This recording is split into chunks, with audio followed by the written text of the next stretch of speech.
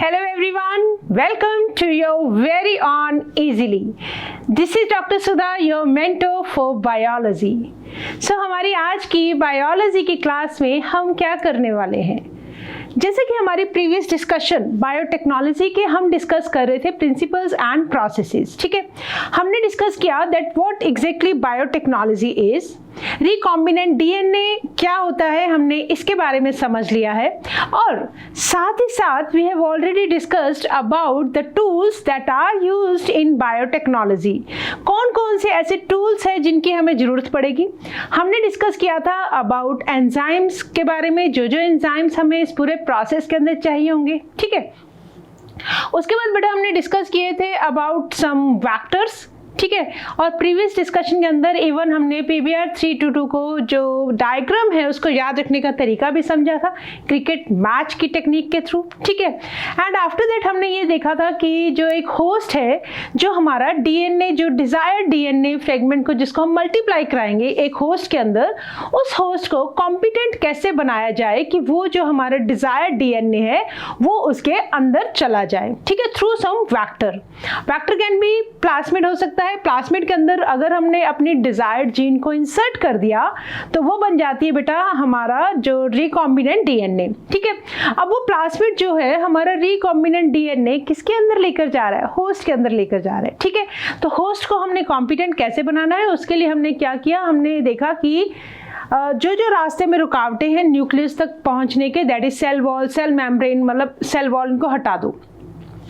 उसके लिए भी हमने कुछ एंजाइम्स डिस्कस किए थे, और प्लाज्मा मेम्ब्रेन को हम कैसे परमेबिलिटी बढ़ा दें कि वो हमारा नेगेटिवली चार्ज जो डीएनए है वो एक्सेप्ट कर ले। ठीक है, हमने देखा उसके लिए हमें क्या करना पड़ेगा बेटा, प्लाज्मा मेम्ब्रेन को हमें डाइवेलेंट कैल्शियम आयन के साथ हम क्या कर देंगे, ट्रीट कर देंगे। ठीक है, तो इतनी डिस्कशन के बाद हमने ये बोला था कि हम जो पूरा मतलब हमने टूल समझ लिए, एंजाइम समझ लिए, वेक्टर समझ लिए, हमने कॉम्पिटेंट होस्ट बनाने के तरीके देख लिए, वेक्टरलेस जीन ट्रांसफर करने के हमने तरीके देख लिए थे, और तब हमने ये बोला था कि we will discuss about the process of recombinant DNA technology in our next class. ठीक है, तो आज की क्लास में हम हमारी उसी डिस्कशन को कंटिन्यू करते हुए हम क्या देखेंगे कि सब कुछ अब हम रेडी हो चुके हैं। ठीक है, हमारे पास जो सामान चाहिए बेटा रिकॉम्बिनेंट डीएनए को ट्रांसफर करने के लिए, जीन्स को हम क्या कर रहे हैं, एक से निकाल के दूसरे ऑर्गेनिज्म में शिफ्ट कर रहे हैं, दैट इज बायोटेक्नोलॉजी। ठीक है, तो उसके लिए जो सामान चाहिए अब हम पूरी प्रिपरेशन के साथ एकदम रेडी है, वो हमारा जो मॉडिफाइड जो डीएनए है, रिकॉम्बिनेंट डीएनए है, उसका नंबर बढ़वाने के लिए। ठीक है, तो दैट मीन्स अब आप क्या कर रहे हैं, पूरी तैयारी के साथ आप जा रहे हैं आज लैब के अंदर, जहां आप क्या करेंगे, आप डीएनए का जो रिकॉम्बिनेंट डीएनए टेक्नोलॉजी के जो आपके स्टेप्स इन्वॉल्व हैं उन सब स्टेप्स को फॉलो करते हुए आज आप अल्टीमेटली क्या बनवा देंगे, आप बनवा देंगे रिकॉम्बिनेंट डीएनए को होस्ट के अंदर करवा देंगे ट्रांसफर। ठीक है, तो शुरू करते हैं, पर जरा से एक बार ये देख लेते हैं कि इजीली ऐप के साथ हमें जुड़ना कैसे है। तो इजीली ऐप के साथ जुड़ने के लिए क्या करेंगे बेटा, क्या करेंगे, इजीली गूगल प्ले स्टोर पे जाएंगे, इजीली ऐप को कर लेंगे डाउनलोड करने के बाद फ़ोन नंबर आपका जब आप फिल कर देंगे तो उससे क्या होगा बेटा, आपका नया अकाउंट क्रिएट हो जाएगा। आफ्टर दैट पूरी अपनी इंफॉर्मेशन फिल कर देंगे। इंफॉर्मेशन फिल करने के बाद आपको एक OTP नंबर मिलेगा। OTP नंबर फिल करने के बाद आप क्या कर देंगे, जैसे ही आप अपना नंबर वेरीफाई करेंगे तब आपके सामने खुलेंगे कुछ कोर्सेज, और आप सेलेक्ट कर लेंगे उन कोर्सेज में से कौन सा कोर्स, अपना साइंस का कोर्स सेलेक्ट कर लेंगे। That means you have to select your class also, क्योंकि आप प्रिपेयर कर रहे हैं 11th-12th बोर्ड्स के लिए, 12th बोर्ड्स के लिए as well as for NEET के लिए। तो अपनी क्लास को सिलेक्ट करने के बाद अब आपके सामने आता है ये जो तीनों कोर्सेज है हमारे फिजिक्स, केमिस्ट्री, बायोलॉजी का जो कंप्लीट सिलेबस है, that is available for 8,999 rupees. But अगर आप फ्री इजीली कूपन कोड को एंटर कर देंगे तो पूरा का पूरा ये जो कोर्स आपको मिलता है that is absolutely free of cost. और इसी के साथ साथ not only you get the recorded videos as well as you will get the DPP, daily practice के लिए जो आपके पेपर्स होंगे, क्वेश्चन पेपर्स, वो सॉल्व कर सकते हैं आप। एनोटेटेड पीपीटी आपको मिल जाएगी। तो जब इतना कुछ हमें बिना किसी मतलब जब हम अपनी कंटिन्यूएशन में ये जो बिना डिस्ट्रैक्शन के वीडियोस देख सकते हैं, तो क्यों ना हम अपनी गूगल प्ले स्टोर से इजीली ऐप को कर ले डाउनलोड। ठीक है, तो स्टार्ट करते हैं बेटा हमारी आज की डिस्कशन। जल्दी से एक बार फास्ट वाला रिवीजन करेंगे जो जो हमने हमारी पिछली स्लाइड्स में करा। देखो हमारी पिछली स्लाइड में हमने PBR322 के बारे में समझा। ठीक है, इसके पास कौन सी जीन्स होती है? Ampicillin resistant and tetracycline resistant gene. That means जो ampicillin resistant tetracycline resistant gene है, this are antibiotic resistant gene, और इनको हम यूज कर सकते हैं एज अ सिलेक्टेबल मार्कर। ठीक है, बट अगर हम सिलेक्टेबल मार्कर यूज कर रहे हैं लैक्जेड जीन, तब हम कौन सा वेक्टर यूज कर सकते हैं? PUC8, plasmid university of California. ठीक है, इसके अंदर हम क्या करेंगे? वी विल यूज लैक्जेड जो जीन है, जीन को हम इंसर्शनल इनएक्टिवेशन का मीनिंग हम समझते हैं कि जीन को हम क्या कर देंगे? इनएक्टिव कर देंगे by insertion of some other gene. ठीक है, तो जिससे हम क्या कर सकते हैं? क्रोमोजेनिक सब्सटेंस के थ्रू हम क्या करेंगे? Selectable marker as a use करके नॉन रिकॉम्बिनेंट को रिकॉम्बिनेंट्स में से सेपरेट कर देंगे। और इस सब की डिटेल्स के लिए आप हमारे पिछले वीडियोस को विजिट कर सकते हैं। ठीक है, उसके बाद हमने क्या समझा था? उसके बाद हमने ये समझा था, ये हमारे पास बेटा टेक्निक थी किसको? PBR322 को याद रखने की। ओरिजिनल मैथ चल रहा था तो आप ये सारा देख लेंगे एक बार, राइट। आफ्टर दैट हमने समझा था कि कौन से ऐसे वेक्टर्स हैं जो बैक्टीरिया के अंदर यूज कर सकते हैं। उनके सब हमारे पास ये नेम थे। We can use plasmid, we can use bacteriophage, YAC, BAC, cosmid, phagemid, transposomes. ठीक है, फिर हमने समझा जो TI प्लाज्मिड है उसको हम किस में यूज कर सकते हैं? प्लांट्स के अंदर हमारा रिकॉम्बिनेंट DNA बनाने के लिए। ठीक है, ट्यूमर इंड्यूसिंग प्लाज्मिड किससे मिलता है? एग्रोबैक्टीरियम ट्यूमिफेसियन। आफ्टर दैट हमने देखा एनिमल्स के अंदर हम यूज कर सकते हैं रेट्रोवायरस। और जब बात आती है दोनों के अंदर यूज करने की, मतलब बोथ प्रोकैरियोट्स और यूकैरियोट्स के अंदर, तब हम यूज करते हैं शटल वेक्टर्स। ठीक है, okay. After that we have understood about कि DNA जो हमारा नेगेटिव चार्ज है उसको हम कॉम्पिटेंट होस्ट के अंदर, मतलब होस्ट के अंदर हम कैसे ट्रांसफर कर सकते हैं? उसके लिए हमें होस्ट को कॉम्पिटेंट बनाना पड़ेगा। कुछ डाइवेलेंट आयंस हम ट्रीट करेंगे, but we have also discussed some methods to transfer our desired gene without using any vector. तो वो थे बेटा हमारे पास heat and shock treatment, vectorless gene transfer के। ठीक है, हीट एंड शॉक ट्रीटमेंट के थ्रू हम क्या करते हैं? एक बार हाई टेम्परेचर, एक बार लो टेम्परेचर। देन हमने डिस्कस किया था बेटा माइक्रो इंजेक्शंस हम यूज कर सकते हैं for a animal cell. And उसके बाद हमने ये देखा कि पेग पॉलीइथाइलिन ग्लाइकोल के अंदर अगर हम हमारी डिजायर्ड जीन और सेल रख दें तो that there our desired gene can enter into this plasmid. ठीक है, देन हमने देखा इलेक्ट्रोपोरेशन से क्या करेंगे? बहुत हाई वोल्टेज देंगे बहुत थोड़े टाइम के लिए। ठीक है, तो ये सब चीजें हम डिस्कस कर चुके थे। और आज का जो हमारा टॉपिक ऑफ डिस्कशन है वो है स्टेप्स। कौन से ऐसे, मतलब कितने स्टेप्स के थ्रू हम पूरा का पूरा प्रोसेस जो है कंप्लीट कर सकते हैं। ठीक है, तो हमने क्या किया बेटा? NCERT का जो पूरा पैराग्राफ है जो process of recombinant DNA technology का, उसको हमने क्या किया? इन स्टेप्स को पॉइंट्स के अंदर हमने डिवाइड कर दिया। तो देखो आज जो है हम finally we are going to enter with all the preparation. सारी की सारी हमारे पास बेटा तैयारी हो चुकी है। एंजाइम्स रेडी है, वेक्टर रेडी है, होस्ट रेडी है। ठीक है, हमारा डिजायर्ड जो DNA है अब वो हमें क्या करना है? सबसे पहले हम करेंगे उसको आइसोलेशन ऑफ DNA करना है हमें। ठीक है, आइसोलेट करने के बाद हम क्या करेंगे? हमारा जो DNA, मतलब पहले तो हमें DNA चाहिए। ठीक है, फिर हमें क्या चाहिए? उस DNA में से हमारा डिजायर्ड वाला DNA चाहिए, तो हम वो देखेंगे। आफ्टर दैट हम क्या करेंगे? जो हमारा डिजायर्ड DNA उसको हमने अलग तो कर लिया, बट अब उसको होस्ट के अंदर भेजने के लिए हमें चाहिए वेक्टर। तो हम क्या करेंगे? वेक्टर के साथ उस डिजायर्ड DNA को लाइगेट कर देंगे। ठीक है, अब आप समझ रहे हो लाइगेट कैसे करेंगे? DNA लाइगेज से। आफ्टर दैट वो क्या बन जाएगा? वो बन जाएगा बेटा हमारा ट्रांसफॉर्मेंट DNA। फिर हम इस ट्रांसफॉर्मेंट DNA को किसके अंदर जाएंगे?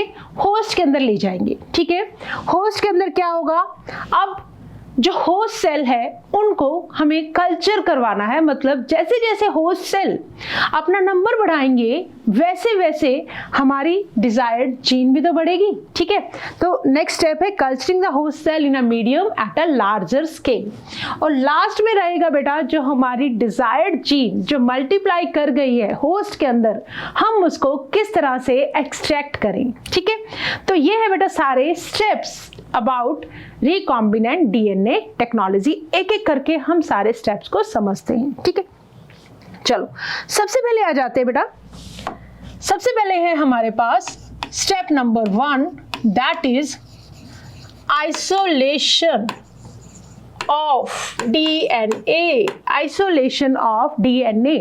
और ये जो डीएनए है कहाँ है? ये है न्यूक्लियस के अंदर प्रेजेंट है। ये जो हमारा डीएनए है that is present in the nucleus. तो आप पता है बेटा आप क्या करोगे, मान लो आपने क्या किया, एक बीकर ले लिया। ठीक है, टेक वन बीकर। इसके अंदर ना एक काम करो, आप जो भी आपके सेल्स है जिनसे आप डीएनए लेना चाहते हो, ठीक है, इसके अंदर आप सेल की ग्रोथ करवा दो। ठीक है, हमने क्या किया, सेल की ग्रोथ करवा दी। ठीक है, अब हमें पता है जो सेल जिससे हम डीएनए लेना चाहते हैं, जिससे हम हमारी डिजायर्ड जीन को लेंगे, वो सेल प्लांट सेल भी हो सकता है, एनिमल सेल भी हो सकता है, फंगस भी हो सकती है, बैक्टीरिया भी हो सकता है, कुछ भी हो सकता है। ठीक है, दिस सेल, हम उस सेल की कराएंगे ग्रोथ। हमने क्या बोला, this cell can be a animal cell. ये सेल बेटा एक प्लांट सेल भी हो सकता है। ठीक है, और ये वाला सेल आपका it can be a fungal cell, right, और ये सेल आपका एक बैक्टीरिया भी हो सकता है। ठीक है, तो आपने सेल की ग्रोथ तो करवा ली। अब आपको क्या करना है, अब basically you have to isolate the DNA. फिर से याद करो मेरी उसी बात को जो मैंने आपको बताया था। मान लो ये कोई भी एक सेल है, for example this is one cell. ठीक है, इस सेल के अंदर है हमारा न्यूक्लियस, और न्यूक्लियस के अंदर क्या है बेटा, ये क्या है, ये हमारा है डीएनए। ठीक है, हमें इस डीएनए को आइसोलेट करना है, राइट। तो अब मैंने बोला ये सेल कुछ भी हो सकता है। हमने क्या किया, एक बीकर के अंदर सेल की ग्रोथ कराई। ठीक है, अब देखो हमने हमारी प्रीवियस डिस्कशन के अंदर ये समझा था कि हम कौन कौन से एंजाइम्स यूज करेंगे। हमने ये बोला था this cell can be a animal cell. Animal cell है तो हमें सिर्फ प्लाज्मा मेम्ब्रेन को डाइजेस्ट करना है न्यूक्लियस तक पहुंचने के लिए। ठीक है, तो क्या कर देंगे, प्लाज्मा मेम्ब्रेन हमें पता है किसकी बनी है, प्रोटीन्स और लिपिड्स की, तो एंजाइम्स यूज कर लेंगे, प्रोटीएजेस एंड लाइपेजेस। देन हमारे पास बेटा प्लांट सेल अगर है तो हमें सेलुलोज से बनी हुई सेल वॉल को डिसॉल्व करने के लिए आपको क्या करना पड़ेगा बेटा, सेलुलेज यूज करना पड़ेगा। ठीक है, देन हमने फंगल सेल है तो काइटिनेज यूज करेंगे, बैक्टीरियल सेल है तो हम लाइसोजाइम्स यूज करेंगे। ठीक है, तो इस तरह से हमने क्या किया, डिफरेंट जो कोई भी सेल आपने यूज किया उसके अकॉर्डिंग आप डिसाइड कर लेंगे कि हम कौन सा एंजाइम यूज करने वाले हैं। ठीक है, चलो अब हमने क्या किया बेटा, प्लाज्मा मेम्ब्रेन को डाइजेस्ट कर दिया, हमने न्यूक्लियस के अंदर तक हम पहुंच गए हैं डीएनए तक। अब क्या करोगे, अब आपके पास सीन क्या है कि अब ये मान लो आपके पास सब कुछ डाइजेस्ट करने के बाद इसी बीकर के अंदर आपके पास देखो क्या क्या होगा, खाली न्यूक्लियस के अंदर डीएनए तो है नहीं, there is RNA, there is proteins. तो आप क्या करोगे, हमारे पास बेटा सब चीजें आ जाएंगी। फॉर एग्जांपल ये आ गया बेटा हमारे पास डीएनए, डीएनए के अलावा हमारे पास ये आ गया बेटा आरएनए भी आ जाएगा। ठीक है, आरएनए के अलावा हमारे पास कुछ प्रोटीन्स भी आ जाएंगे। ठीक है, तो अब इनको क्या करें, देखो अब हमें पता है अगर आरएनए है तो अगर आरएनए है तो हम क्या करेंगे, आरएनए को डाइजेस्ट कर देंगे, ये आरएनए को डाइजेस्ट कर देंगे और बाय एंजाइम कौन सा यूज करेंगे, आरएनएज, राइबोन्यूक्लिएज। और अगर ये हमारे पास ये क्या है बेटा, प्रोटीन्स है, तो हमने प्रोटीन्स को भी डाइजेस्ट करवा देंगे किससे, प्रोटीएजिस, राइट। अब जब ये डाइजेस्ट हो जाएगा तो हमारे पास सिंपल क्या बचेगा, इन दोनों को डाइजेस्ट करने के बाद हमारे पास इस बीकर में सिर्फ डीएनए बच जाएगा। क्या बच जाएगा, सिर्फ हमारे पास डीएनए, ठीक है, ये डीएनए, राइट। तो अब इस डीएनए को, मतलब ये जो डीएनए है बहुत ये लंबा सा थ्रेड है, तो अब इसको इस मिक्सचर से भी आइसोलेट करना है, ठीक है।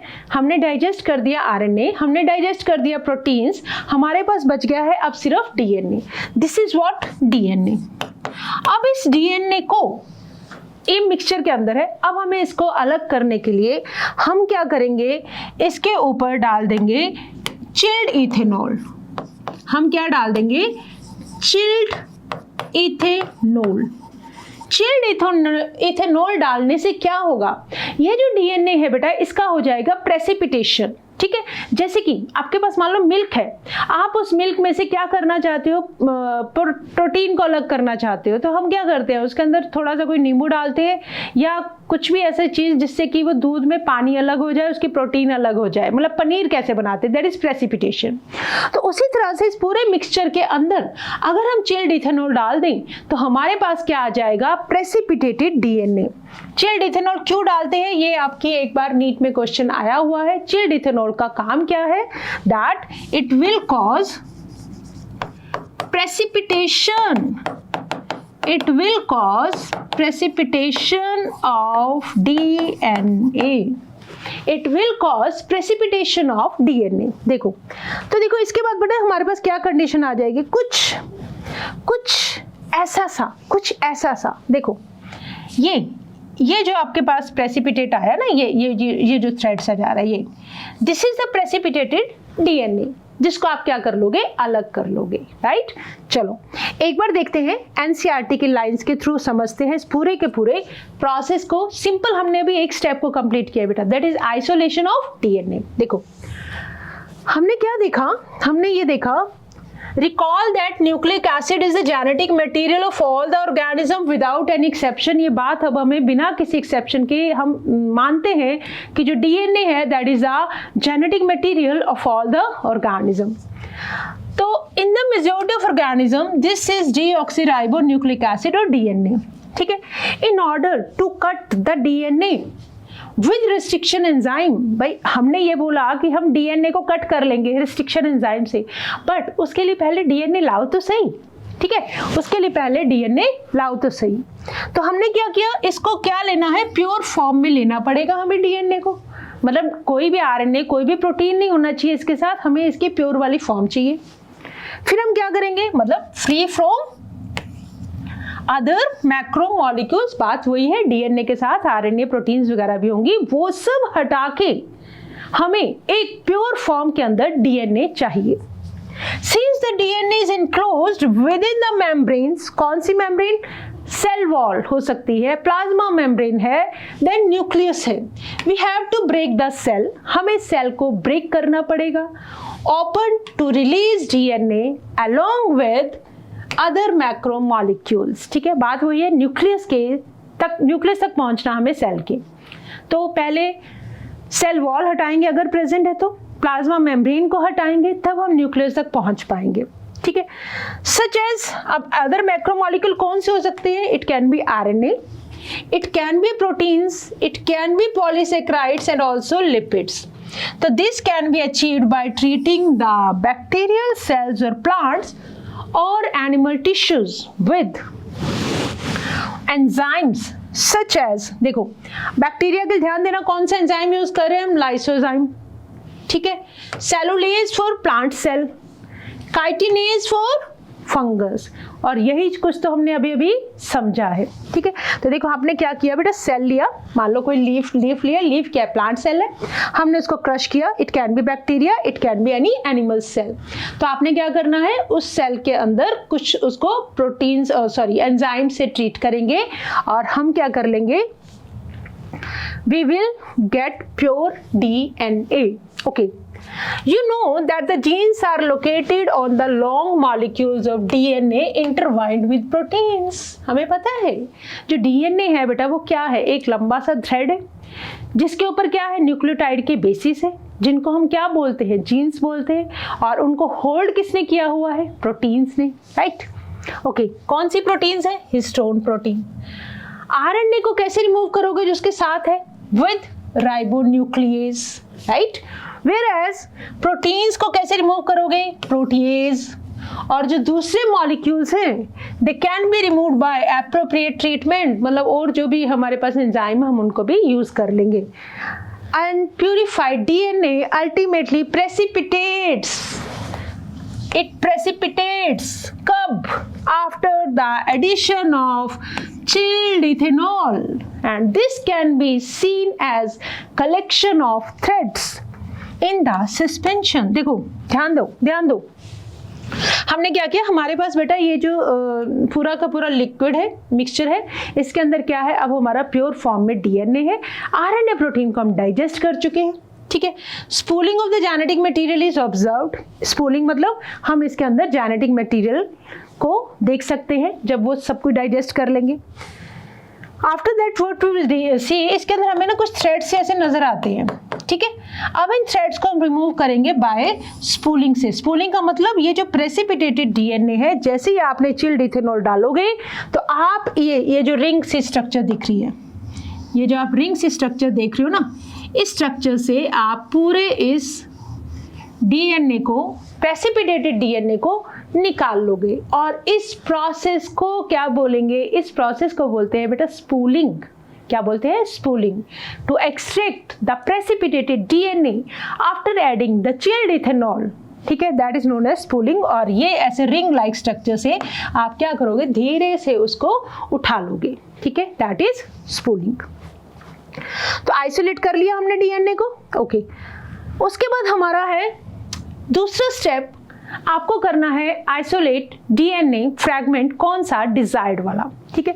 तो हमने क्या किया, देखो isolation of DNA fragment by, अब क्या करना है, fragmentation of DNA by restriction endonuclease, okay. अब आपके पास सीन ये आ गया कि you have this precipitated DNA, देखो sorry, you have this precipitated DNA, ठीक है। तो अब आपके पास ये मान लो, ये आपके पास क्या आ गया है, now in this beaker you have your precipitated DNA, ये प्रेसिपिटेटेड डीएनए, ठीक है। अब इसी डीएनए के अंदर आपकी क्या है, डिजायर्ड जीन है। तो अब उस डिजायर्ड जीन को निकालने के लिए आप क्या यूज करोगे, you will treat the isolated DNA with restriction endonucleases. Now you know very well that is molecular scissors. एंडोन्यूक्लियेसिस से ट्रीट कर देंगे किसको, हमारे जो आइसोलेटेड डीएनए है, ठीक है। This is our isolated DNA, right. आपने रिस्ट्रिक्शन एंडोन्यूक्लियस से ट्रीट कर दिया। तो अब आपके पास बेटा पता क्या आ गया, अब आपके पास आ गए हैं इस आइसोलेटेड डीएनए के फ्रेगमेंट्स, ये बेटा फ्रेगमेंट्स आ गए। What you have got the fragments of DNA, आपको मिल गए हैं डीएनए के फ्रेगमेंट्स। तो रिस्ट्रिक्शन एंडोन्यूक्लियस से आपने क्या कर दिया बेटा, इनको ट्रीट कर दिया। तो अब हमें कट करना है डीएनए को एट स्पेसिफिक लोकेशन। तो उसके लिए हम क्या यूज करते हैं, हमें पता है कि जो रिस्ट्रिक्शन एंडोन्यूक्लियस है they cut the DNA at specific sites, palindromic sites को सर्च करेंगे और वहां पे जाके कट कर देंगे, ठीक है। अब जो रिस्ट्रिक्शन एंजाइम डाइजेशंस आप परफॉर्म बाय इंक्यूबेट करना है प्यूरिफाइड डीएनए मॉलिक्यूल को with the restriction enzyme eight optimal conditions. That's कि आपको पता है कि the enzymes act at optimum conditions, ठीक है। फॉर दैट स्पेसिफाइड एंजाइम के लिए। अब क्या करेंगे, अब हमें क्या करना है कि अब जो हमारे जो डीएनए फ्रैगमेंट्स हैं उसमें से हमें उनको आइसोलेट करना है, तो सेपरेट करना है उन डीएनए फ्रैगमेंट्स को। डिजायर्ड डीएनए फ्रैगमेंट्स को हम साइज के अकॉर्डिंग, मतलब उसमें से जो हमारे पास, देखो हमारे पास क्या सीन हो गया बेटा, हमारे पास ना ये बहुत सारे डीएनए के आगे है फ्रैगमेंट्स, ठीक है। अब इन फ्रैगमेंट्स को आप सारे फ्रैगमेंट तो यूज कर नहीं सकते हो, हम क्या करेंगे, हम इनको थ्रू जेल इलेक्ट्रोफोरेसिस हम इनको साइज के अकॉर्डिंग सेपरेट कर लेंगे, ठीक है। तो इन फ्रैगमेंट्स का हम क्या करेंगे, हम करेंगे बेटा इनका separation of desired DNA fragment by कौन सी टेक्निक, जेल इलेक्ट्रोफोरेसिस, ठीक है, जिसके बारे में हम थोड़ा बहुत पहले भी डिस्कस कर चुके हैं जब हम वेक्टर्स की बात कर रहे थे, ठीक है। तो जेल इलेक्ट्रोफोरेसिस, तो अभी तक हमने क्या किया, व्हाट वी हैव डन, हमने सिंपल जो डीएनए था, आइसोलेटेड डीएनए, उसको हमने अलग करने के बाद इसको हमने ट्रीट कर दिया था किसके साथ, रिस्ट्रिक्शन एंडोन्यूक्लियस के साथ, ठीक है।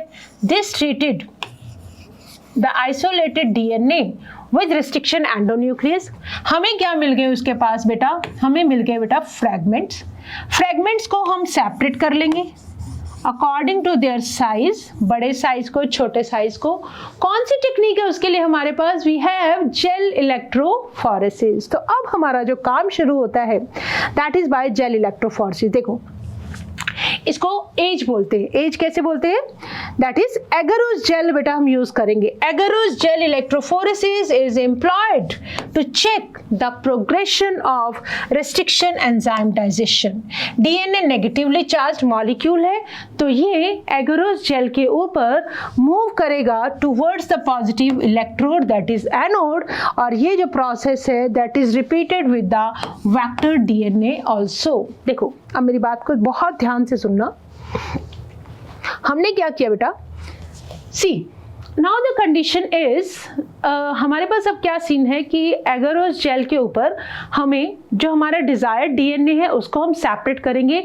सेम रिस्ट्रिक्शन एंजाइम से हमने क्या किया बेटा, वेक्टर को भी कट किया, हमने क्या किया, रिस्ट्रिक्शन सेम, एंड यहाँ एक बात लिखोगे बहुत इंपॉर्टेंट, सेम रिस्ट्रिक्शन एंडोन्यूक्लियेज, जो एंजाइम मॉलिक्यूलर सीजर जो आपने डिजायर्ड डीएनए को कट करने के लिए यूज किया, वही same DNA endonuclease, same restriction endonuclease will be used to cut the vector also. Vector भी क्या है, डीएनए तो है ना, वेक्टर ऑल्सो। तो ऐसा नहीं है कि वेक्टर को आप किसी और रिस्ट्रिक्शन एंजाइम से कट कर देंगे और डिजायर्ड जीन को किसी और से कट कर देंगे, ऐसा नहीं होगा।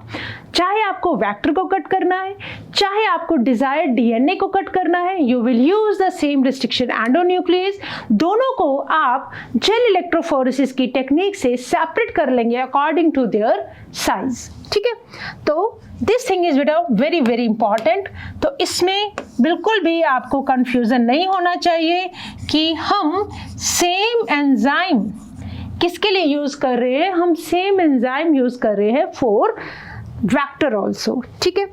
ओके नाउ सी, अब देखो, अब आपने क्या करना है, अब देखो आपके पास जो बाजार में आपको ये मिल जाता है बेटा जेल पाउडर, ठीक है। This is agarose gel powder, ठीक है, that is seaweed red algae से हमें मिलता है ये, राइट। तो ये पाउडर आपको मार्केट के अंदर अवेलेबल है। इसको क्या करेंगे आप, इसके अंदर लिक्विड ऐड करेंगे और क्या बना लेंगे, जेल बना लेंगे, ठीक है। तो बेटा ये आ गई हमारे पास जेल, ये आ गई हमारे पास, हमने किसी बीकर के अंदर इसको रखा और ये मान लो हमने इसको रखा इस वाले बीकर के अंदर, हमने क्या बना ली बेटा, जेल, हमने क्या बना ली है, जेल, ठीक है। तो अब इस जेल के अंदर अब इसकी जो कंसिस्टेंसी है दैट इज जेली लाइक, ये जेली लाइक जेल बन गई है हमारे पास, ठीक है। अब इस जेल के अंदर हम क्या करेंगे, कुछ इस तरह की, देखो हम कुछ इस तरह के कोम्ब मतलब जैसे कोम्ब होता है ना, कोम्ब कंघी होती है ना, ऐसे जिसके अंदर कुछ ये इसके कंघी के कोम्ब्स बने होते हैं, ठीक है। इसको हम क्या करेंगे, इस जेल के अंदर इंसर्ट कर देंगे। देखो जेली है, जेली के अंदर आप क्या करोगे, जो भी चीज़ डालते हो उसी शेप की बन जाएगी। तो आपने क्या क्रिएट कर दिए, हमने ऐड कर दिए इसके अंदर। अब ये जो जेल है, इस जेल के अंदर आपके पास आ गए हैं डिफरेंट साइज के वेल्स। आपके पास आ गए हैं डिफरेंट साइज के वेल्स। ये क्या है बेटा, डिफरेंट साइज के आपके पास ये आ गए वेल, ठीक है। ये प्रिपेयर हो गया अब आपके पास एगारोज जेल। एगारोज जेल आपकी, ठीक है, ये प्रिपेयर हो चुकी है, राइट। अब इस जेल के अंदर आप क्या करोगे, जो हमारे आइसोलेटेड डीएनए फ्रेगमेंट्स हैं हम उनको इस जेल के अंदर डालेंगे। देखो हमारे पास अब क्या क्या सीन है, एक तरफ मान लो हम डाल रहे हैं मॉलिक्यूलर मार्कर्स, हमारे पास मॉलिक्यूलर मार्कर्स हैं, ठीक है। एक तरफ हम डाल रहे हैं हमारा सैंपल डीएनए, ठीक है, और दूसरी तरफ हम डाल रहे हैं कुछ डीएनए जो अनडाइजेस्टेड वाला डीएनए। ये चीजें हैं हमारे पास, राइट। तो इधर मान लो, इधर से हमने क्या डाले बेटा, इधर से हमने डाले, यहाँ से हम डाल रहे हैं मॉलिक्यूलर मार्कर मतलब डीएनए के पीसेज ही हैं जिनका साइज हमें पता होता है, ठीक है। और इधर से हम डालेंगे, इधर से हम डाल रहे हैं हमारा सैंपल मतलब जो हमारा डिजायर्ड डीएनए है, और इधर हम डाल रहे हैं अनडाइजेस्टेड जिसके अंदर डीएनए आरएनए प्रोटीन सब कुछ है, ठीक है। ये चीज़ हम कर रहे हैं।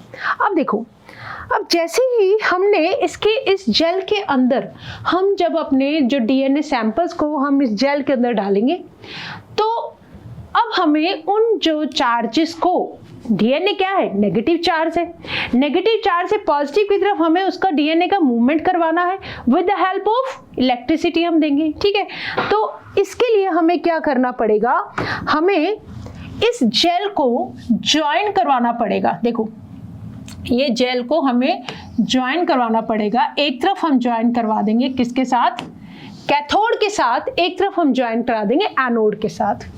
ये मान लो हमने ज्वाइन करवा दिया कैथोड पे चार्ज होता है बेटा नेगेटिव, कैथोड पे होता है नेगेटिव, और इधर हम करवा देंगे एनोड के साथ, दैट इज पॉजिटिव चार्ज, ठीक है। अब देखो, अब हमने क्या किया, हमने जो हमारा डीएनए का सैंपल था वो हमने इसके थ्रू हमने डीएनए सैंपल डाला, ये मॉलिक्यूलर मार्कर है, और ये वाला जो सारा डीएनए है दिस इज अनडाइजेस्टेड वाला डीएनए, ठीक है। अब देखो मॉलिक्यूलर मार्कर में हमें बेटा साइज पता है, हमें पता है ये जो एक साइज है, देन ये, ठीक है। फॉर एग्जाम्पल ये वाला जो साइज है दैट इज 1000 बेस पेयर, ये है आपका 800 बेस पेयर, ये है आपका 600 बेस पेयर, ये मान लो है 500 बेस पेयर, और ये मान लो आपका है 100 बेस पेयर का। ऐसे करके मॉलिक्यूलर मार्कर जो क्या होते हैं, दीज आर द एक तरह से आर्टिफिशियल प्रॉप्स होते हैं डीएनए के, दीज आर, इनके हमें बेस पेयर पता होते हैं, इनका साइज हमें पता होता है, ठीक है। और जैसे ही आप अपना सैंपल वाला डीएनए डाल रहे हो, तो मान लो वो वाला सैंपल वाला डीएनए भी इसके अंदर हमें डाल दिया। अब क्या इलेक्ट्रिसिटी करंट है, डीएनए के ऊपर कौन सा चार्ज है बेटा, नेगेटिव चार्ज है, ये बात याद रखना। जैसे ही आप नेगेटिव चार्ज वाला डीएनए जेल के वेल्स के थ्रू जेल के अंदर डालोगे, इलेक्ट्रिसिटी करंट को पास करवाओगे, तो नेगेटिवली चार्ज जो डीएनए है वो मूव करता है बेटा एनोड की तरफ, मतलब पॉजिटिव की तरफ, अपोजिट अट्रैक्ट्स, ठीक है। तो ये जो नेगेटिव चार्ज डीएनए है, ये जो नेगेटिव चार्ज डीएनए, इसके ऊपर नेगेटिव चार्ज है बेटा, ये जो नेगेटिव चार्ज डीएनए है ये मूव करना शुरू करता है, ये मूव करना शुरू करता है, ठीक है। और अनडाइजेस्टेड वाला मूव करेगा ही नहीं, वोंट मूव, ठीक है, चाहे मत भी डालो इसको अनडाइजेस्टेड को। अब क्या हो गया, अब हमारे पास ये सीन है that negatively charged DNA fragments move towards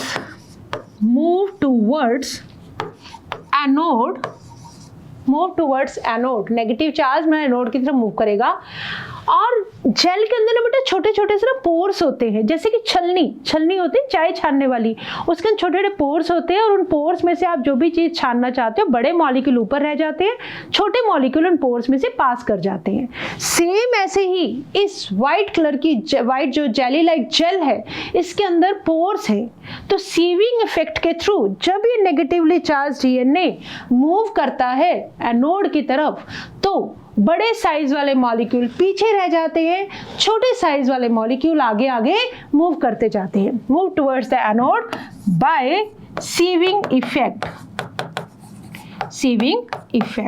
ठीक है, अंडरस्टूड। इतनी सी बात अगर समझ में आई है तो let us check what our NCERT have to say. NCERT ने जेल इलेक्ट्रोफोरेसिस को अभी इतना एक्सप्लेन नहीं किया, बट फिर भी मैं आपको थोड़ा पिक्चर दिखा देती हूँ। देखो हमने क्या किया, हमने ये किया बेटा, हमने ये डीएनए का बेटा सैंपल ले लिया, हमने ये डीएनए का सैंपल ले लिया, ठीक है, इसको रिस्ट्रिक्शन एंजाइम से ट्रीट किया और हमारे पास ये आ गए डीएनए फ्रेगमेंट्स। रिस्ट्रिक्शन एंजाइम ने डीएनए को फ्रेगमेंट कर दिया छोटे छोटे पार्ट्स के अंदर और ऑफ वेरियस साइजेस। ठीक है, अब जब हम इसको, ये एगरोस जेल है, इस जेल के ऊपर जब हम इसको डालेंगे डीएनए फ्रेगमेंट्स को, तो क्या होगा, ये देखो बेटा, ये वेल्स बने हुए हैं। ठीक है, 1 2 3 4 ऐसे हमने वेल्स क्रिएट कर दिए। कैसे कर दिए, मान लो जैसे ये जेल थी, ये मान लो मेरे फिंगर्स को जैसे हमने ऐसे इंसर्ट किया तो जेली के अंदर वैसे ही जगह बन जाती है, जिनको हम बोलते हैं वेल्स। तो अब आप देखो जेल इलेक्ट्रोफोरेसिस के अंदर माइग्रेशन ऑफ अनडाइजेस्टेड डीएनए, ये लेन फर्स्ट के अंदर है, बस ये बेचारा इतना से ही रह गया लेन फर्स्ट के अंदर, और digested set of DNA fragments ये लेन 2 और लेन 4 के अंदर, ये देखो ये नीचे नीचे मूव कर रहे हैं। लार्जेस्ट वाले ऊपर रह जाते हैं, स्मॉलेस्ट वाले आगे तक मूव कर जाएंगे। ठीक है, अब क्या किया हमने, अब ये जो वेल्स हैं हमने इनको ऐसे सैंपल के साथ फिल कर दिया, एक तरफ पॉजिटिव है एक तरफ नेगेटिव है।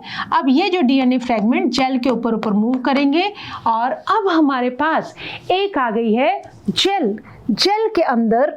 देखो अब हमारे पास ये सीन आ गया है कि इस जेल के अंदर हमारे पास, देखो हम इसको ऐड करते हैं, अब हमारे पास ये है बेटा जेल है।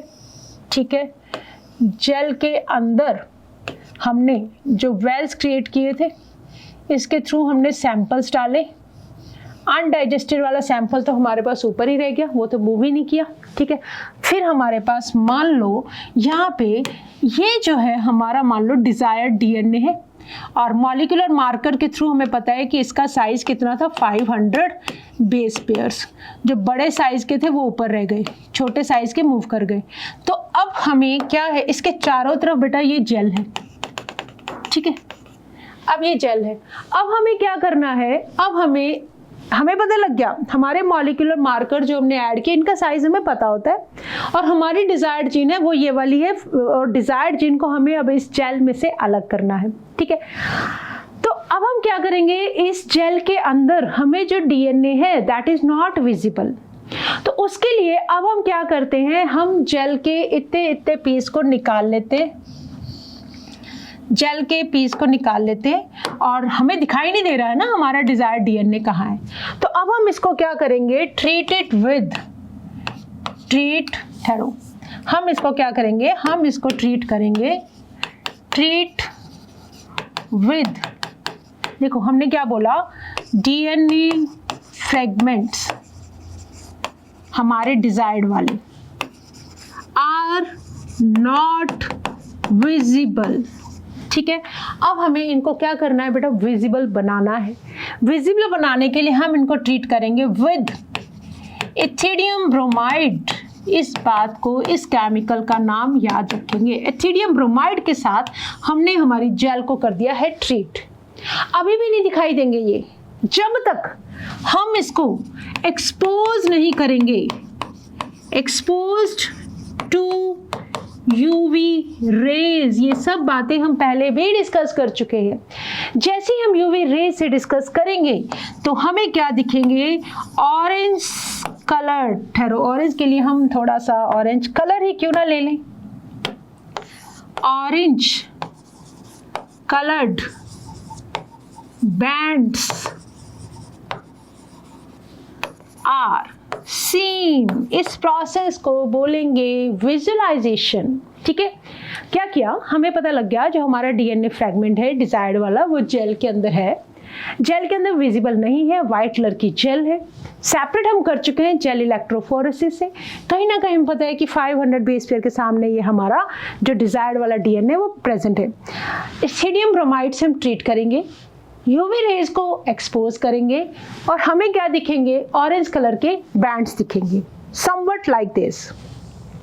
देखो ऑरेंज कलर्ड के बैंड्स, ये जो आपको दिख रहे हैं ना, these are orange coloured bands, ये आपको नजर आ रहे हैं। ठीक है, अब आप क्या करोगे बेटा, इन ऑरेंज बैंड्स में से जो आपका डिजायर्ड डीएनए है, आपको पता है कि मेरा जो डिजायर्ड डीएनए है वो कहाँ है, वो यहाँ है। वो हमने क्या करेंगे, जेल से हम उसको जेल को काट लेंगे, उतने उतने पार्ट के जेल को काट लेंगे और जब हम इसको एक्सपोज करेंगे तो ये हमें ऑरेंज बैंड की फॉर्म में नजर आएगा और हम इसको क्या कर लेंगे, सेपरेट कर लेंगे बाय द प्रोसेस इल्यूशन। ठीक है, orange coloured bands are seen. इस पूरे प्रोसेस को हम बोल देते हैं विजुअलाइजेशन। ये जो पूरा प्रोसेस हमने किया ये होता है बेटा विजुअलाइजेशन के लिए। ठीक है, और सेपरेट कर लेंगे, देन हम क्या कर लेंगे बेटा, ऑरेंज बैंड्स आर सीन और उसके बाद desired DNA fragment is taken out of the gel and this process is known as elution. By the process of elution you are able to take your desired DNA out of that gel. ठीक है, तो हमने क्या कर लिया बेटा, अब तक हमने ये समझ लिया elution क्या होता है। ठीक है, हमें ये पता है डीएनए फ्रेगमेंट्स जो है विजिबल नहीं है, तो उनका क्या करवा दो बेटा, विजुअलाइजेशन करवा दो। कैसे करवाएंगे, इथिडियम ब्रोमाइड के साथ ट्रीट कर देंगे, अल्ट्रावायलेट रेज को एक्सपोज कर देंगे, तो हमें क्या दिखेंगे, हमें दिखेंगे ऑरेंज कलर के बैंड्स। ठीक है, जब हमें दिखने लग गए वो फ्रैगमेंट जेल के अंदर तब उनको हम ले लेंगे बाहर। तो अब हमारे पास क्या आ गया है, हमारे पास आ गया है बेटा हमारा डिजायर्ड डीएनए और सेम चीज हम किसके साथ रिपीट करेंगे, वेक्टर डीएनए के साथ भी। तो ये देखो आपको ऑरेंज से बैंड जो दिख रहे हैं ना, ये this is our desired DNA. Okay, अब आपने क्या किया बेटा, अब आपने जो डीएनए आपने ले लिया है, डिजायर्ड डीएनए, आपका जो वेक्टर डीएनए है वो भी आपने अलग कर लिया है, आपका डिजायर्ड डीएनए भी आ गया। देखो एक्साइज डीएनए बैंड को एक्साइज मिला, आपने काट लिया जेल को और उसको ऐड कर दिया जेल डिजॉल्व बफर के अंदर, मतलब एक बफर सोल्यूशन के अंदर हम जेल को रख देंगे। 10 मिनट्स तक 65 सेंटीग्रेड पे हम इसको हीट अप करते हैं। ये भी आगे का प्रोसेस है। पहले हमने क्या किया बेटा, साइज के अकॉर्डिंग अलग किया, फिर हम इसके अंदर क्या करेंगे, तो अब हम इसको सेंट्रीफ्यूग करेंगे, wash and then elute DNA. Elute का मतलब इल्यूशन करना, डीएनए को जेल में से अलग कर लेना इन अ स्मॉल वॉल्यूम। अब ये आ गया बेटा आपका डिजायर्ड डीएनए, ये आ गया आपका वेक्टर डीएनए। ये डिजायर्ड डीएनए मतलब हमारी जीन ऑफ इंसर्ट है। अब आपने क्या किया बेटा, लाइगेज एंजाइम लाओगे, इस कट वेक्टर के साथ आपकी डिजायर्ड जीन को जोड़ दोगे, अब ये बन जाएगा आपका रिकॉम्बिनेंट डीएनए। ठीक है, the joining of DNA involve several processes after having cut the source DNA as well as the vector DNA, specific restriction enzyme के साथ जो cut out gene of interest है जो आपने जेल में से अलग की है। ठीक है, और the cut vector with space are mixed and ligase is added, जिसकी वजह से आपका तैयार हो गया है रिकॉम्बिनेंट डीएनए। रिकॉम्बिनेंट डीएनए आपका हो चुका है प्रिपेयर्ड। ओके, अब हम क्या करें बेटा, अब हम क्या करें, ठीक है, डिजायर्ड डीएनए तो हम ले आए। देखो हमने क्या क्या स्टेप पूरे कर लिए। हमने डिजायर्ड डीएनए को अलग कर लिया, लाइगेट कर दिया वेक्टर के साथ। हमने ट्रांसफर करना है अब रिकॉम्बिनेंट डीएनए किसके अंदर, होस्ट के अंदर। उसके लिए आपको पता है कि हम क्या करते हैं, होस्ट को ऑलरेडी कॉम्पिटेंट बना चुके हैं, वेक्टरलेस जीन ट्रांसफर भी है हमारे पास, ठीक है। तो अब आपने उसको होस्ट के अंदर ट्रांसफर कर दिया, बट इतने से डीएनए फ्रेगमेंट से हमारा काम नहीं चलेगा, हमें चाहिए इसकी मल्टीपल कॉपीज। तो मल्टीपल कॉपीज करवाने के लिए अगर हमें डीएनए की मल्टीपल कॉपीज चाहिए तो हम क्या करते हैं, हम करवाते हैं रेप्लिकेशन। तो सेम अब हमें जो हमारा डिजायर्ड डीएनए है, जो होस्ट के अंदर हम ट्रांसफर कर चुके हैं रिकॉम्बिनेंट डीएनए, उसको अब हमें क्या करनी है, उसकी मल्टीपल कॉपीज बनवानी है, ठीक है। अब ये सारा काम हमें क्या करवाना है, आर्टिफिशियली लैब्स के अंदर करवाना है, because you all are scientist now. अब आप सब क्या बन चुके हो, साइंटिस्ट बन चुके हो, ठीक है। सब तैयारी के साथ अब आपके सामने एक बहुत बड़ा काम है, दैट इज अब आपकी जो जीन आ गई, जो रिकॉम्बिनेंट डीएनए आ गया, उसकी मल्टीपल कॉपीज बनाओ। तो क्या अब हम उसके लिए वेट करें कि हम रेप्लिकेशन स्टार्ट हो? हम जब करवा रहे हैं लैब के अंदर तो हमारे पास है बेटा कुछ ऐसी मशीन्स जिनको हम बोलते हैं थर्मोसाइक्लर्स या पीसीआर मशीन, ठीक है, पीसीआर मशीन। तो मतलब amplification of gene of interest using PCR. जो हमारी जीन मिली है हमें अब उसका नंबर बढ़वाना है। एम्पलीफायर क्या करता है बेटा, एम्पलीफायर क्या करता है, वॉल्यूम बढ़ा देता है ना, बढ़ा देता है किसी भी चीज को, ठीक है। तो एम्प्लीफिकेशन हमें करवाना है जीन ऑफ इंटरेस्ट का। दैट मीन्स अब हम क्या करेंगे, पीसीआर रिएक्शन। तो पीसीआर का सबसे पहले आपको पता होना चाहिए polymerase chain reaction, full name है इसका पॉलीमरेज चेन रिएक्शन। मतलब कहीं ना कहीं हम बात कर रहे हैं डिजायर्ड डीएनए, हमारी जीन ऑफ इंटरेस्ट के डीएनए जीन को पॉलीमर्स बनाने की, ठीक है, that is polymerase chain reaction. अब देखो इस रिएक्शन में क्या होगा, मल्टीपल कॉपीज बनवाने जा रहे हैं हम जीन की, और डीएनए ऑफ इंटरेस्ट है synthesised in vitro. In vitro का मतलब लैब के अंदर कर रहे हो आप सारा काम। Now you are scientist, biotechnology research का फील्ड है। Using 2 sets of primer that is oligonucleotides that are complementary to the regions of DNA. मतलब आर्टिफिशियल हमारे पास अब बहुत सारे आरएनए प्राइमर्स हैं जिनको हम यूज करेंगे। तो देखो बेसिकली हमें क्या करना है, अगर आप पीसीआर को समझना चाहते हो तो एक बार रिकॉल करो जो जो कुछ हमने रेप्लिकेशन के अंदर पढ़ा था। देखो रेप्लिकेशन के अंदर हमने क्या क्या पढ़ा था। जब हम हमारा जो डीएनए पीसीआर रिएक्शन, हम क्या स्टार्ट करने जा रहे हैं बेटा, we are going to start now the polymerase chain reaction, ठीक है।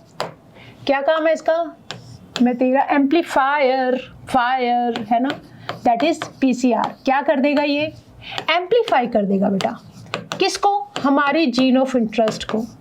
Amplification of gene of interest, ठीक है। तो पीसीआर रिएक्शन क्या बोलता है कि I am the amplifier of gene of interest, right. इसके अंदर क्या होगा, देखो थोड़ा सा याद करो, जब हम डीएनए का रेप्लिकेशन करवाते थे, डीएनए के दोनों स्ट्रैंड को सेपरेट करते थे, राइट। हमें पता है कि सबसे पहले हम किस चीज का एडिशन करवाते थे, हम एडिशन करवाते थे आरएनए प्राइमर का। याद करो ये रिएक्शन जो हमने पढ़ी हुई है, दिस इज आरएनए प्राइमर। तो ऐसे ही पीसीआर रिएक्शन के अंदर आप क्या करवाने वाले हैं, आप करवाने वाले हैं डीएनए का रेप्लिकेशन। तो इसके लिए आपको चाहिए बेटा प्राइमर चाहिए, आरएनए प्राइमर चाहिए, न्यूक्लियोटाइड्स चाहिए, है ना। देखो हमें क्या क्या इसके अंदर रिक्वायरमेंट्स पड़ेंगी, रिक्वायरमेंट्स हमें क्या क्या चाहिए, हमें चाहिए बेटा आरएनए प्राइमर। क्यों, क्यों? बिकॉज जो डीएनए पॉलीमरेज एंजाइम है जिसको हम रेप्लिकेशन के अंदर यूज करते हैं, हमने देखा था कि डीएनए पॉलीमरेज की कुछ शर्तें होती हैं रेप्लिकेशन करवाने के लिए। वो ये कहता है कि मैं कभी भी जीरो से स्टार्ट नहीं करता, आरएनए प्राइमर आ जाए, थोड़ा सा मेरा काम शुरू कर दे, फिर मैं नई नई न्यूक्लियोटाइड्स को आपस में ज्वाइन करवाकर क्या बना दूंगा, डीएनए का एक नया सेगमेंट। तो हमें क्या चाहिए बेटा? न्यूक्लियोटाइड्स भी चाहिए। ठीक है, तो ये सारी चीजें हमें पीसीआर के अंदर भी जरूरत पड़ेगी। तो देखो पीसीआर के अंदर हम क्या करते हैं, पीसीआर हम करवा रहे हैं बेटा लैब के अंदर। तो हमने क्या देखा, सबसे पहले आरएनए प्राइमर, स्मॉल कहाँ गए, ये हमें चाहिए बेटा प्राइमर्स, हमें क्या चाहिए? प्राइमर्स। उसके बाद हमें चाहिए enzyme DNA polymerase, enzyme DNA polymerase चाहिए। डीएनए पॉलीमरेज क्या करेगा? प्राइमर को यूज करके न्यूक्लियोटाइड्स को एक्सटेंड करवा देगा यूजिंग द न्यूक्लियोटाइड्स। कहाँ प्रोवाइडेड है? Provided in the reaction and the genomic DNA as the template. मतलब एक तुम जो डिजायर्ड जीन तुमने अलग की है, डबल स्ट्रैंड का डीएनए होगा, उस डिजायर्ड जो फ्रेगमेंट आपके पास आ गया जीन का, डीएनए का, उसको एज अ टेम्पलेट यूज करके अब आप उसकी मल्टीपल कॉपीज बनवा लो, मतलब एक तरह से रेप्लिकेशन करवा लो। बट ध्यान रखना ये चीज आप अब करवा रहे हो लैब के अंदर। ठीक है, तो पूरे के पूरे इस रिएक्शन को बेटा हम 3 स्टेप्स के अंदर पढ़ेंगे। पहला स्टेप होगा आपका, ठहरो, साथ साथ हम लिखते भी जाते हैं। पहला स्टेप क्या होगा हमारा? पीसीआर रिएक्शन जो है, पीसीआर रिएक्शन इन्वॉल्व्स 3 स्टेप्स। पहला स्टेप होगा बेटा डीनेचुरेशन, डीनेचुरेशन। दूसरा स्टेप होगा आपका एनीलिंग, और तीसरा स्टेप होगा बेटा आपका एक्सटेंशन।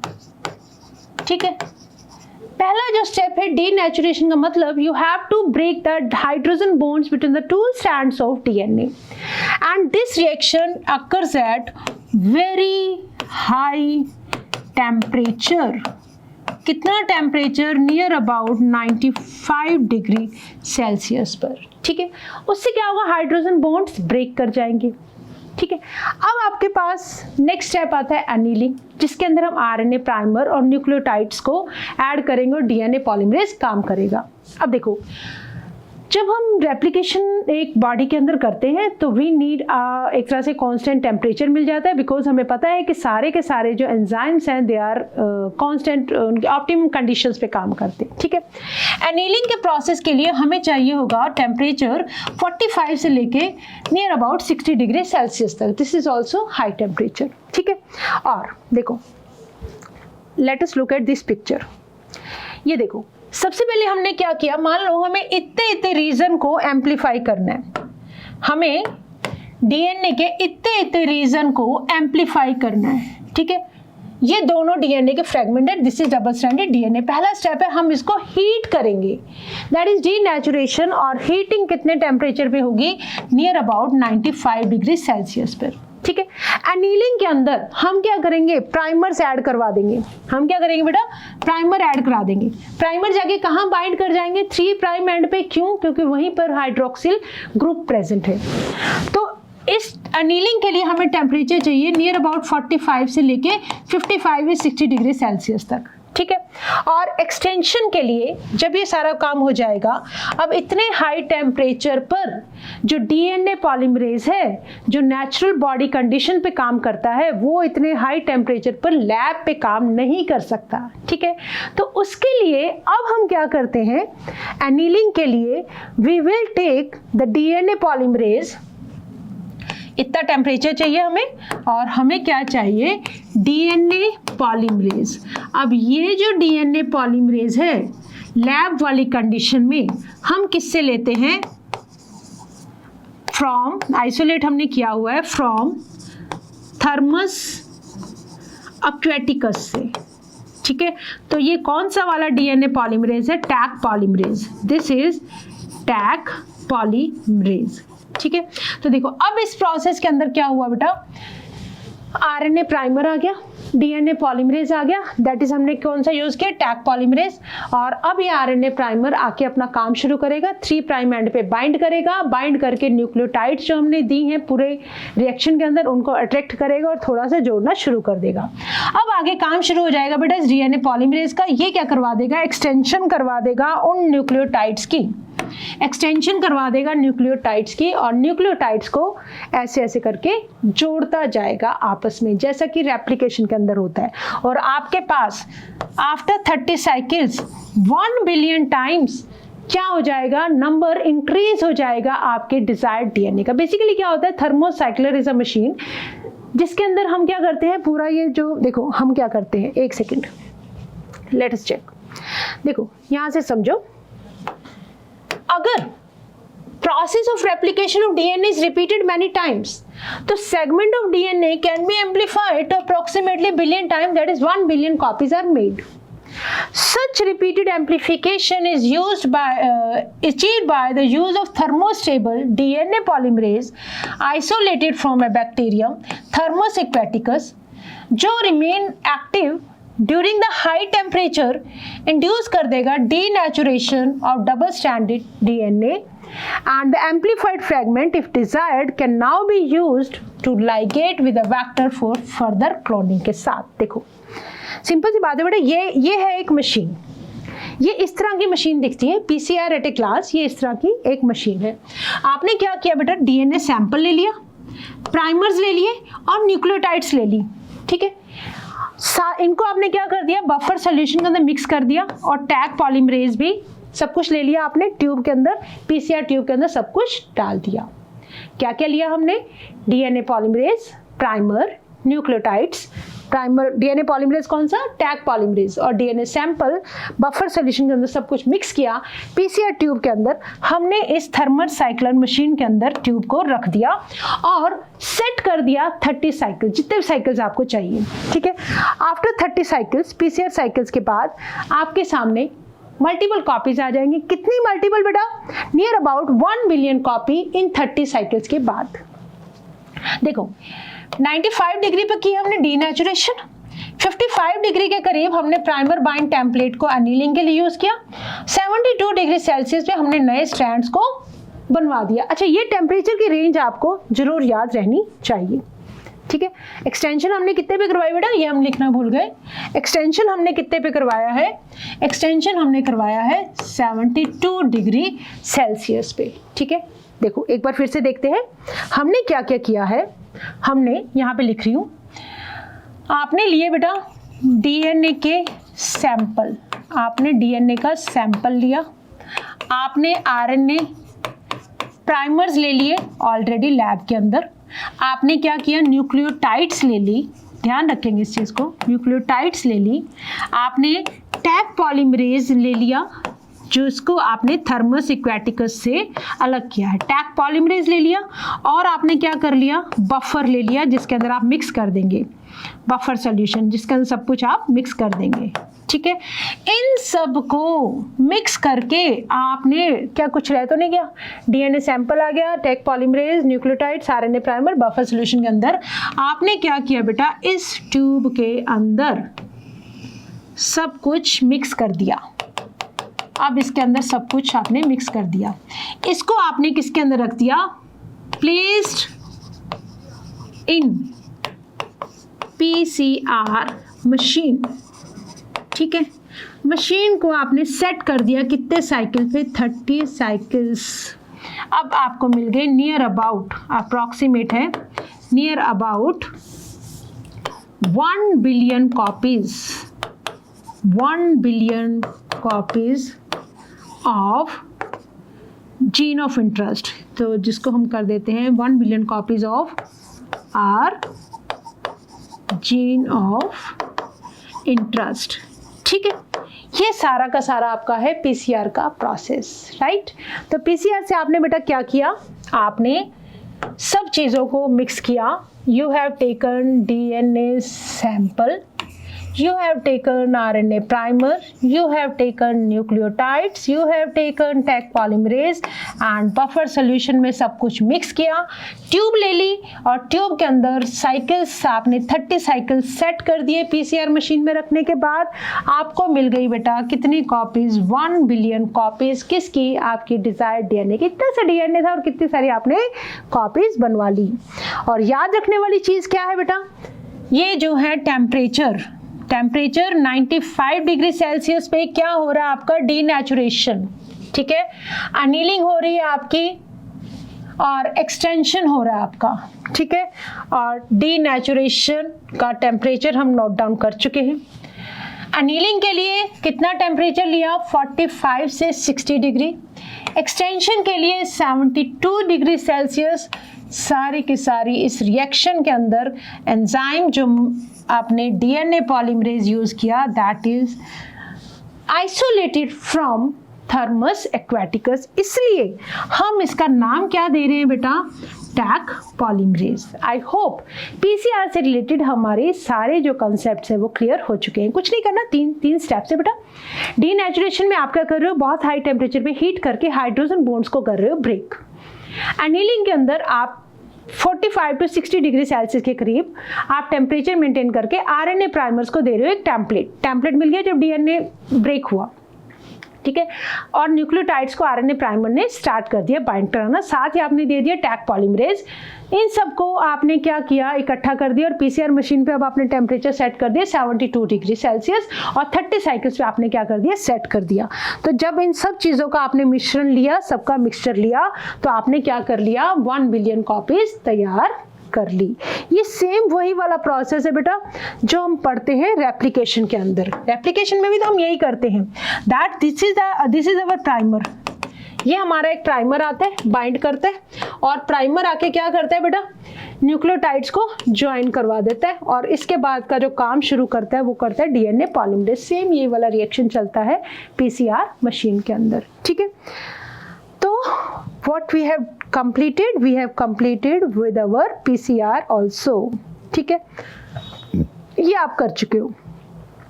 अब आ जाओ, अब आपको ये जो पीसीआर के थ्रू आपने नंबर बढ़ा लिया, तो अब बेसिकली क्या है, insertion of recombinant DNA into the host cell और ऑर्गेनिज्म, ठीक है। इसके लिए बेटा हम देख चुके हैं ऑलरेडी कि जब हमें होस्ट सेल के अंदर जो हमारा डीएनए है उसको इंसर्ट करना होता है तब हम क्या करते हैं, बहुत सारे मेथड्स हैं introducing the ligated DNA into the recipient cell. Basically PCR तो हमने समझ लिया कि हम ऐसे कर लेंगे। फिलहाल हमने पता क्या किया, हमने ये जो हमारा लाइगेटेड डीएनए था ना बेटा, रिकॉम्बिनेंट डीएनए बनाया, हमने इसको होस्ट के अंदर भिजवा दिया, हमारे पास आना चाहिए होस्ट में। इसके बाद हमने इसको ट्रांसफर कर दिया, ठीक है, DNA into the recipient cell. Recipient cell को after making them competent to receive, कैसे किया हमने, बाइवेलेंट आयन से ट्रीट कर दिया था। DNA present in its surrounding. So if a recombinant DNA bearing gene for resistant to an antibiotic, for example ampicillin, इसको अगर हम ट्रांसफर कर दें E. coli सेल्स के अंदर तो होस्ट सेल क्या बन जाएगा, ट्रांसफॉर्म बन जाएगा into an ampicillin resistant cell. ये वही सेम चीज़ है जो हम सिलेक्टेबल मार्कर में पढ़ के आए हैं। E. coli के पास अपनी कोई भी एंटीबायोटिक रेजिस्टेंट जीन नहीं होती।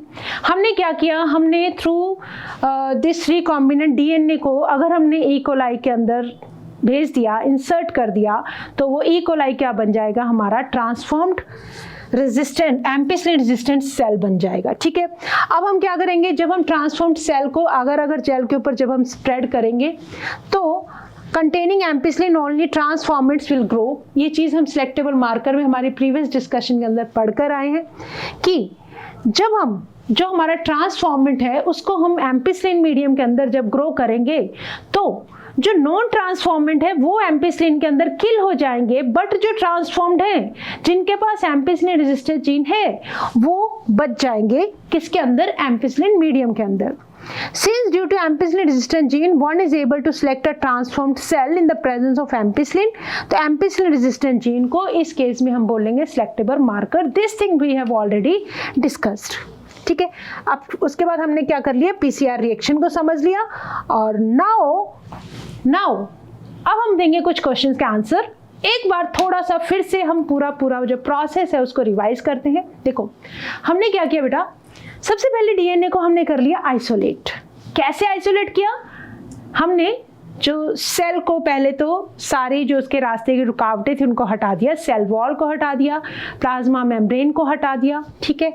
उसके बाद हमने क्या किया, सेल की ग्रोथ जब करवाने के बाद डीएनए प्यूरिफाइड फॉर्म में लिया। डीएनए प्यूरिफाइड फॉर्म में लेने के लिए हमें क्या करना पड़ा, हमें आरएनए प्रोटीन्स को हटाना पड़ा with the help of enzymes. अब हमारे पास आ गया प्यूरिफाइड डीएनए। चिल्ड इथेनॉल डाल के हमने डीएनए की प्रेसिपिटेटेड फॉर्म ले ली, ठीक है। फिर हमने उस डीएनए के अंदर हमारी क्या है बेटा, डिजायर्ड जीन है। उस डिजायर्ड जीन को निकालने के लिए हमें जो प्रेसिपिटेटेड डीएनए है उसको हमें रिस्ट्रिक्शन एंडोन्यूक्लियस से ट्रीट करके हमारा जो डीएनए है उसको फ्रेगमेंट्स में कट करना पड़ा। अब इतने फ्रेगमेंट्स में से हमें हमारे जो रिक्वायर्ड फ्रेगमेंट्स उनको सेपरेट करने के लिए हमने टेक्निक यूज़ की जेल इलेक्ट्रोफोरेसिस।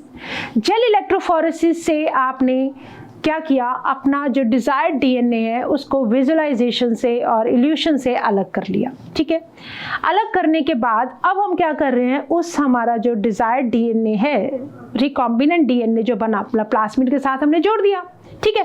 प्लास्मिड के साथ जोड़ दिया। फिर हम हो सकता है जब हम इस जो हमारी डिजायर्ड जीन को वेक्टर डीएनए के साथ जब हम इंसर्ट कर रहे हैं या लाइगेट कर रहे हैं, हो सकता है कुछ सेल्स ट्रांसफॉर्म ना हो। अब हमें चाहिए कि जो ट्रांसफॉर्म्ड सेल्स हैं उनको हम अलग कर लें नॉन ट्रांसफॉर्मेंट से। तो उसके लिए हमारे पास है selectable markers. Ampicillin resistant gene, antibiotic resistant gene को यूज़ करके या लेगजेड जीन को यूज़ करके हम क्या करेंगे, हम हमारे ट्रांसफॉर्मेंट्स को अलग कर लेंगे। अब हमारा काम क्या शुरू होता है, होस्ट के अंदर हमारी डिजायर्ड जीन पहुंच चुकी है, होस्ट बन चुका है, हमारा एक रिकॉम्बिनेंट सेल बन चुका है, ठीक है। अब हमें हमारे जीन ऑफ इंटरेस्ट को मल्टीप्लाई कराना है। मल्टीप्लाई करवाने के लिए हमारे पास टेक्निक है पीसीआर रिएक्शन। तो इस तरह से अब हम हमारी मल्टीपल कॉपीज प्रोड्यूस कर सकते हैं। और जो नेक्स्ट डिस्कशन के अंदर हम ये देखेंगे कि मल्टीपल कॉपीज तो बनवा ली हमने, बट अब हम इनमें से हमारे जो डिजायर्ड प्रोडक्ट्स हैं उनको कैसे एक्सट्रैक्ट करें, ठीक है। तो ये जो डिस्कशन हम कंटिन्यू करेंगे हमारी नेक्स्ट क्लास में। फिलहाल हम कुछ क्वेश्चंस करके देखते हैं जिनके आंसर्स देखते हैं कि हमें आ रहे हैं या नहीं आ रहे। सिंपल जो भी हमने पढ़ा हम वही सब कुछ कर रहे हैं। Which of the following divalent cations is used to make bacterial cell competent for DNA uptake in recombinant DNA technology?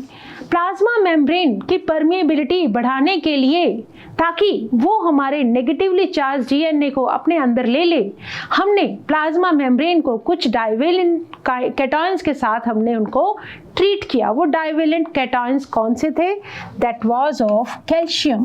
That is answer is a. Okay, next question देखो। Which method of introducing alien DNA into animal cell? ध्यान देंगे बेटा इस word पे, into animal cell। Animal cell के अंदर अपने desired DNA को इंसर्ट करने के लिए हमें directly injecting recombinant DNA into the nucleus, कौन सी ऐसी टेक्निक थी जिसके थ्रू हमने इंजेक्शन के थ्रू जो डीएनए है न्यूक्लियस तक पहुंचाया था एक एनिमल सेल के? That was, yes, you got it right, micro injections. Okay. कौन सा ऐसा एंजाइम है जिसके थ्रू हम आरएनए को रिमूव कर सकते हैं from purified DNA during the isolation process? उसके लिए आरएनए है, आरएनए के लिए RNA is that is ribonuclease. C हो जाएगा आंसर, ठीक है। नेक्स्ट आ जाओ। Which of the following is not a step involved in recombinant DNA technology? कौन सा स्टेप यूज नहीं होता है? Isolation of DNA, yes. Amplification of RNA, कहीं भी हमने एम्प्लीफिकेशन ऑफ आरएनए नहीं किया, हमने एम्प्लीफिकेशन ऑफ क्या किया है? डीएनए। तो दैट मीन्स ये स्टेप नहीं होता है, बी आंसर हो जाएगा, ठीक है। ओके, आगे आ जाओ। Which bacterium thermostable DNA polymerase? Actually बेटा ये जो बैक्टीरियम है it can survive at a very high temperature. इसके हमने जो डीएनए पॉलीमरेज है हमने इसका डीएनए पॉलीमरेज आइसोलेट कर लिया है और कॉमनली हम इसको यूज़ करते हैं पीसीआर रिएक्शन में। आपको उस बैक्टीरियम का नाम बताना है जो हमने अभी अभी समझा, थर्मस एक्वेटिकस, और इससे मिलने वाले पॉलीमरेज को हम बोलते हैं टैक polymerase. ठीक है. With this, we have done with the process of recombinant DNA technology. We have completed. So now it's the time to say thank you. But always remember that you have to learn with a smile.